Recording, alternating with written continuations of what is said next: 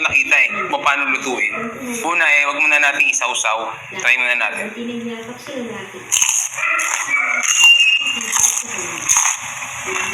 Grabe, oh.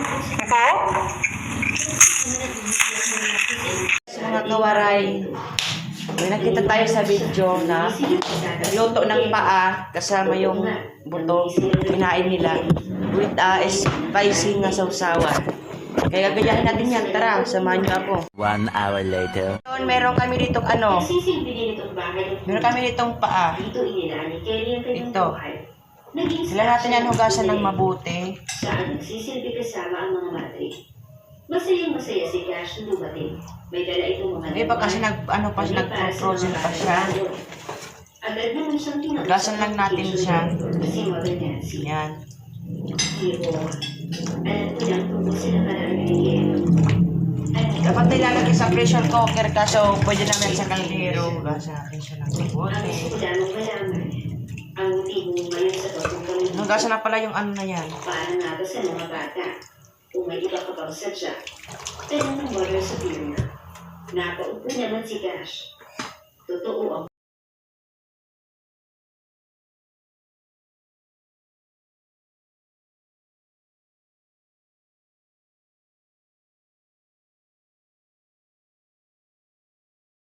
Noon, mag-iwan tayo dito ng sibuyas. buo pa din ba ang loob mo? Mag-isip ka bago ka mag-desisyon. Hindi naman magbabagong tingin Magbutang lang kita nga usa nga sibuyas, mga kawaray. Paalala pa ng mati. Iwan dyan na kasi Napansin naman ni Cash nasasama na yung mabaling yung tingin niya sa gawing wood na nakasilip si Huwag mo Kim. ikagahon.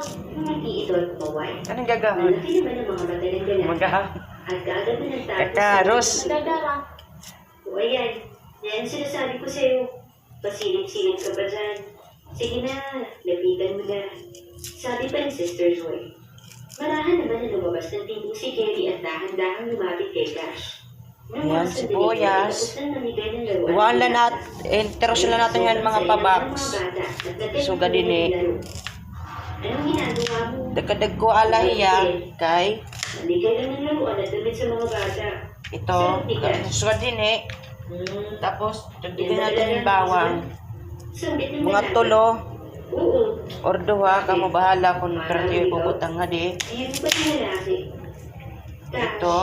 buwan ang desisyon ko, okay? Wala ka nang aasahan sa akin. Kaya pwede ba? Bawas-bawasan mo na yung pagbisita mo dito. Wala na si Kelly. Bumagsak na nga ng balikat ni Cash. Nawalan siya ng loob. Ayaw mo na ba ako makita? Cash, hindi naman sa ganun. Kaya lang alam mo naman na magmamagi ako, diba?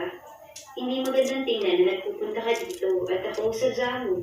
Paliwanag ni Kelly. Umuwi na namang luhaan si Cash. Piling niya ay pinagtataguin na siya ni Kelly. Ano niya ang plano ng dalaga mula sa mga bata? Ang atong gintiros nga bawang, isulod ka ng kaldero, Sugulan, ang sibuyas. ano pa. Naging regular din siya ang 4 hours sa St. Putangan natin na yan, ano. Itinasiyan ng mga bata. Halos araw-araw. Yan, paminta na buo. Tagpiso man la ito. Putangan natin. Tsaka, dahon ng roller. Nung una, si Kerry naman talaga ang sadya ng Cassie. Ngunit habang tumatagal ay napapamahal naman siya sa mga bata. Basta pala Ako ini, kamo bahala magtansya kung pero kayo pupuntahan. sumama sa mga charity works sa kumbento. Palagi Tapos, siya tinatin makakalimtan ang sa mga barrio at slum area upang asin. magbigay ng pagkain, gamot at mga gamit. Sa mga sandalinyo ay mas napalapit si Cash sa Diyos. Tapos, Masaging active siya sa pupuntahan na natin siya ha. sa iba't ibang charity Tubig. organization.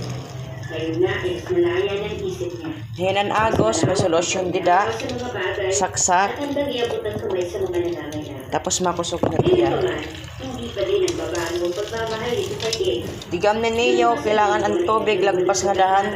Mga manok, antinan mga manok. Maraming Para yan maluto. salamat sa lahat ng tulong mo sa amin dito sa kumbento. Salamat dahil napapasaya mo ang mga bata. Sabi ni Kelly, ikaw ba? Napapasaya ba ka? Isang malagay na hindi naman ang binitawan ni Cash. Hinampas si Kelly ang balikan niya.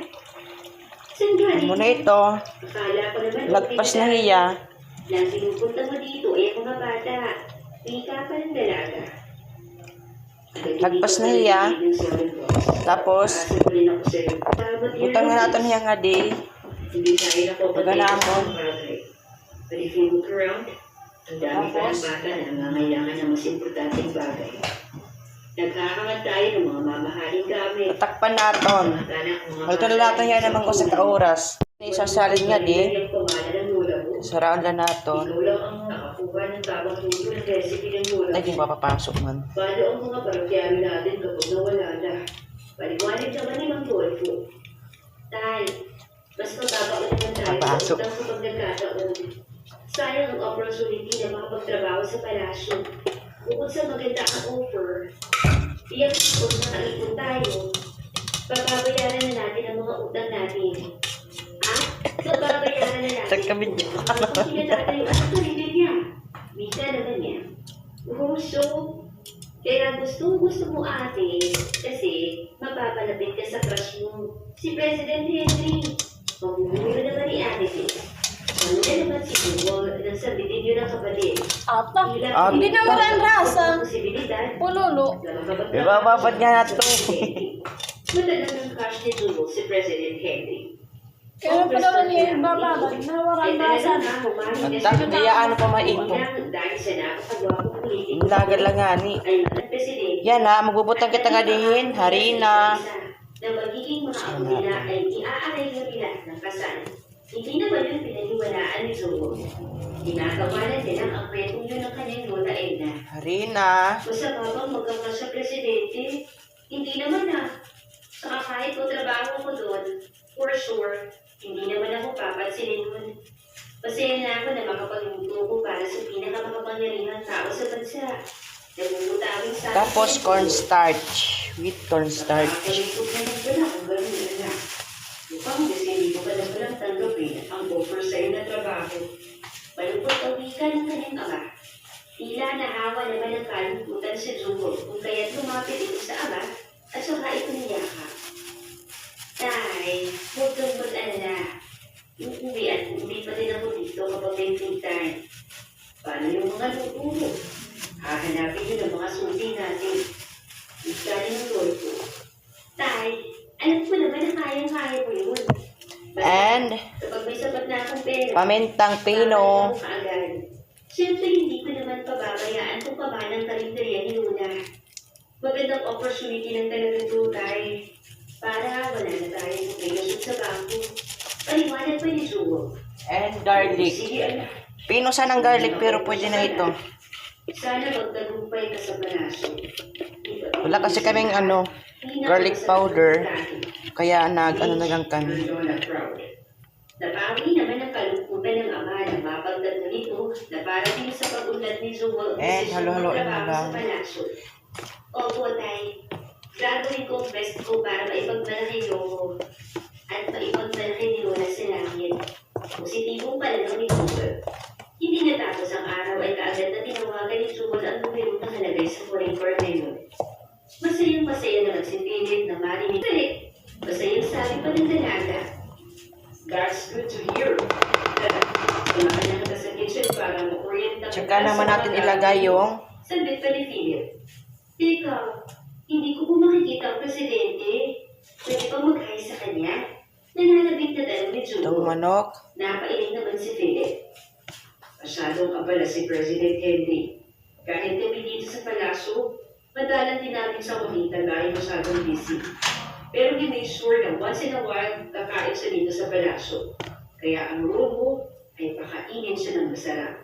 Dapat lang na makatikim siya ng masarap na putahe after a very tiring day. Paliwanag ni Philip.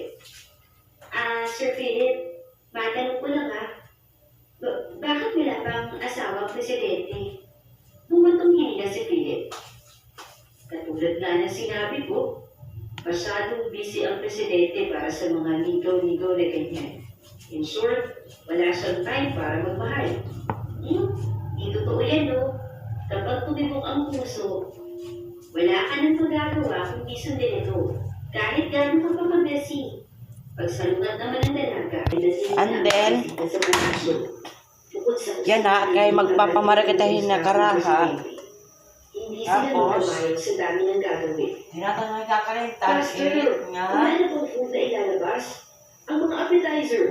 Mas lalo Ano, baby oil. haba ang mga pinag-aaral. Ito na, sir. Hulutan na natin hiya para ya magmara. Rina, ready na ba? Yan na. First aid kit. Ready. Tinatang mantika. Sabi na si Joel. Yes po. Pag-base niya sa buwan, tsaka siya tumayo ng palabas.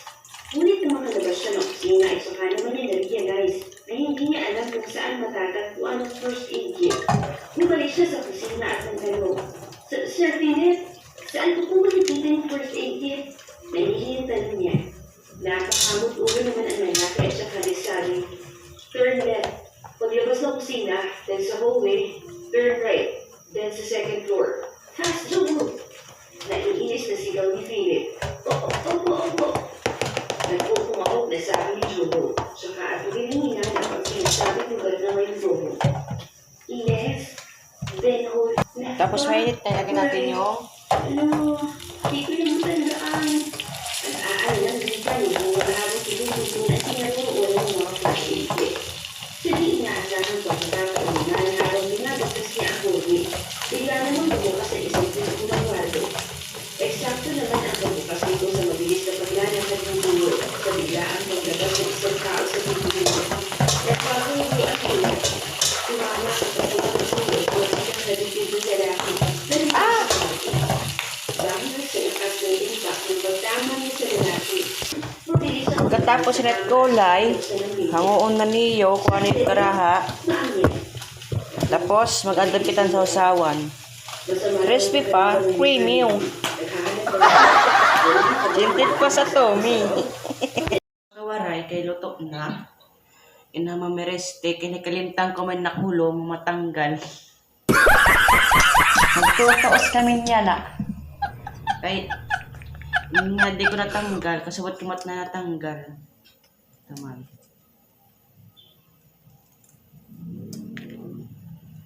Magtutuos kami. Marasa niya. Kasi Sana ano, sa usawan niya tuyo, pwede suka.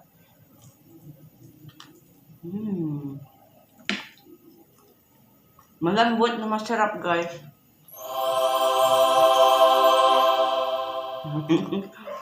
Maharag niya.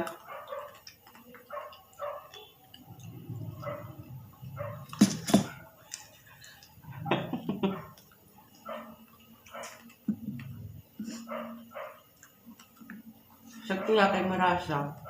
Kaya, kung gusto niyo, magprito nga manok. Kaso lang kayo nangalimtang ko niya mga kulo. Ayawat ng pagpinambaklog kang gabi. Bye-bye. Thank you for watching.